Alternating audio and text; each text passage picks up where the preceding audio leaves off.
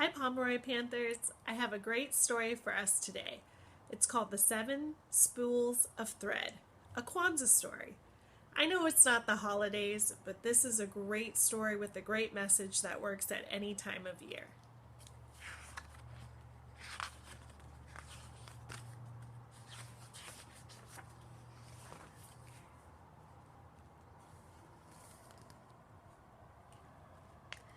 In a small African village in the country of Ghana, there lived an old man and his 7 sons.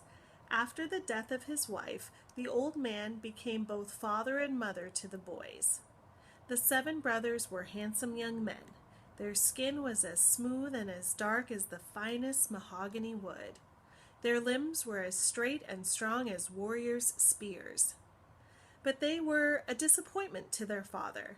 From morning until night, the family's small home was filled with the sound of the brothers quarreling.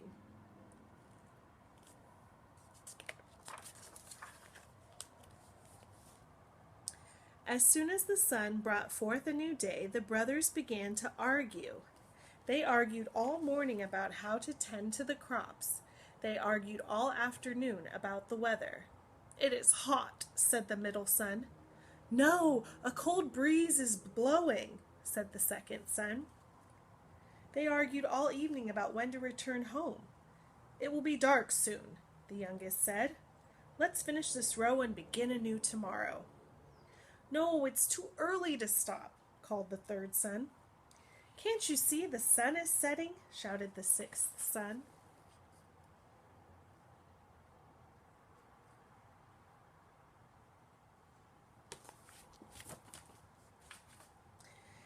And so it would continue until the moon beamed down and the stars twinkled in the sky. At mealtime, the young men argued until the stew was cold and the fufu was hard. "You gave him more than you gave me," whined the third son. "I divided the food equally," said their father. "I will starve with only this small portion on my plate," complained the youngest. "If you don't want it, I'll eat it," said the oldest son. He grabbed a handful of meat from his brother's plate. "Stop being so greedy," said the youngest, and so it went on every night. It was often morning before the 7 brothers finished dinner.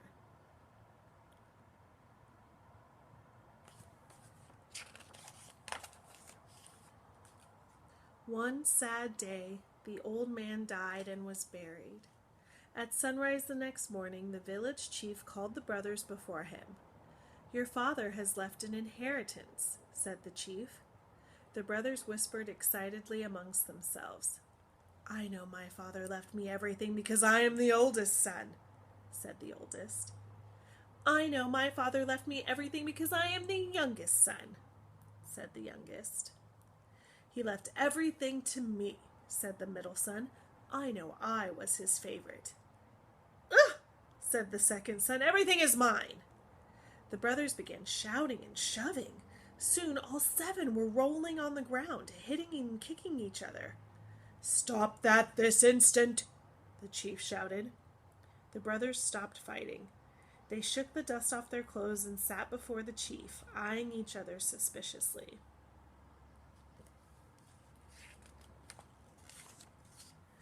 "Your father has decreed that all of his property and possessions will be divided among you equally," said the chief.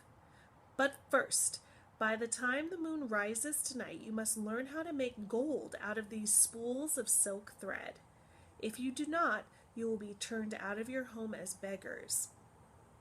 The oldest brother received blue thread, the next brother red, the next yellow, the middle son was given orange thread, the next green, the next black, and the youngest son received white thread.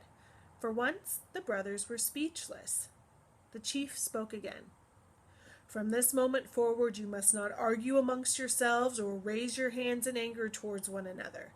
If you do, your father's property and all his possessions will be divided equally among the poorest of the villagers. Go quickly. You only have a little time." The brothers bowed to the chief and hurried away.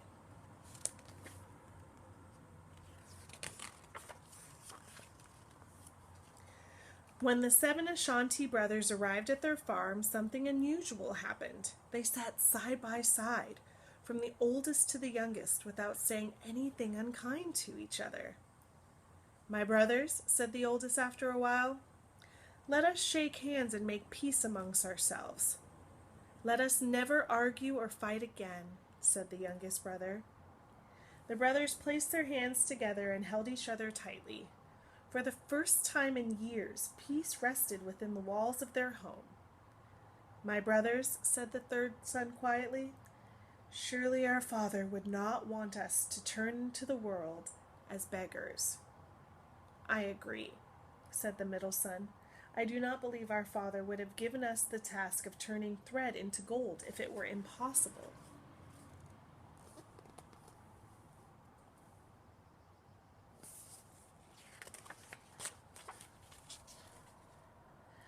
"Could it be," said the oldest son, "that there might be small pieces of gold in this thread?" The sun beamed hotly overhead. Yellow streams of light crept inside the hut. Each brother held up his spool of thread. The beautiful colors sparkled in the sunlight, but there were no nuggets of gold in these spools. "I'm afraid not," my brother said.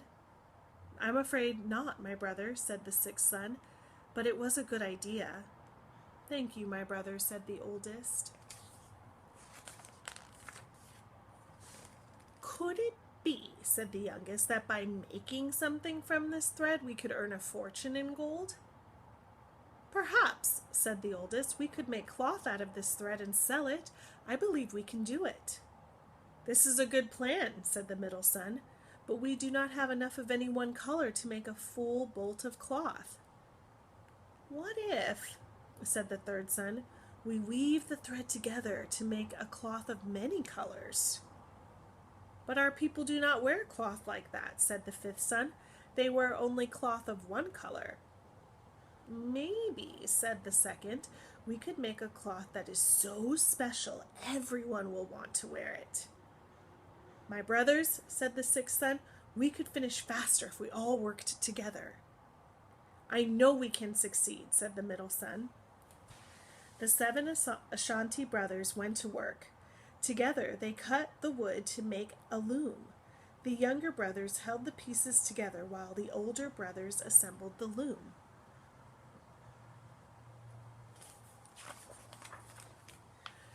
They took turns weaving cloth out of their spools of thread.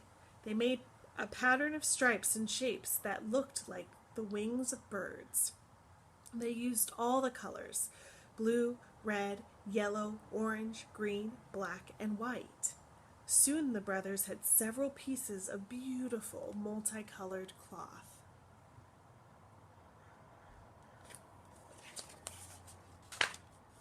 When the cloth was finished, the seven brothers took turns neatly folding the brightly colored fabric. They placed it into 7 baskets and put the baskets on their head. The brothers formed a line from the oldest to the youngest and began the journey to the village. The sun slowly made a golden path across the sky. The brothers hurried down the long, dusty road as quickly as they could.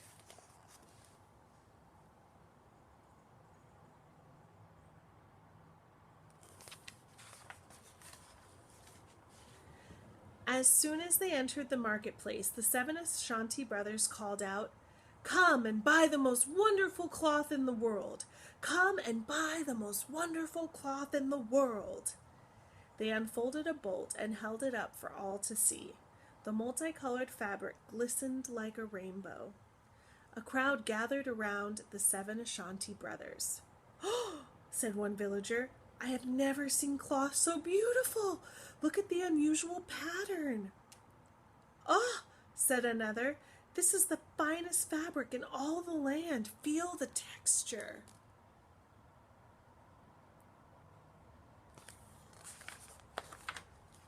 The brothers smiled proudly. Suddenly, a man dressed in magnificent robes pushed his way to the front of the crowd.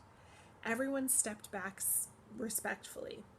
It was the king's treasurer. He rubbed the cloth between his palms of his hands. He held it up to the sunlight.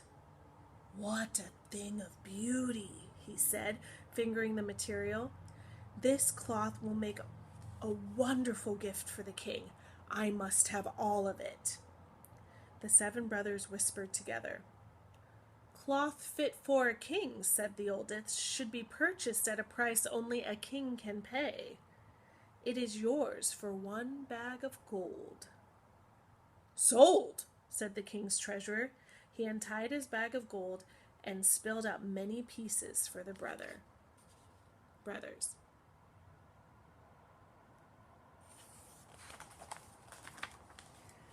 The 7 Ashanti brothers ran out of the marketplace and back down the road to their village. The shining silver moon began to creep up in the sky. Panting and dripping with sweat, the brothers threw themselves before the chief's hut. "Oh, chief," said the oldest, "we have turned the thread into gold."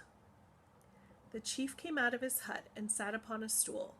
The oldest brother poured the gold out onto the ground. "Have you argued or fought today?" asked the chief. "No, my chief," said the youngest. "We have been too busy working together to argue or fight." "Then you have learned the lesson your father sought to teach you," said the chief. "All that he had is now yours." The older brother smiled happily, but the youngest son looked sad. "What about the poor people in the village?" he asked. "We receive an inheritance, but what will they do?"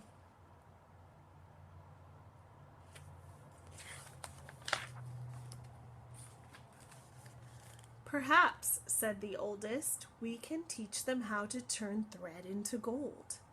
The chief smiled. "You have learned your lesson very well." The 7 Ashanti brothers taught their people carefully.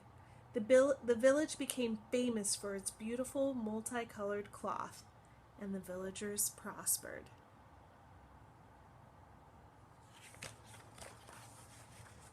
From that day until this, the 7 Ashanti brothers have worked together farming the land, and they have worked peacefully in honor of their father.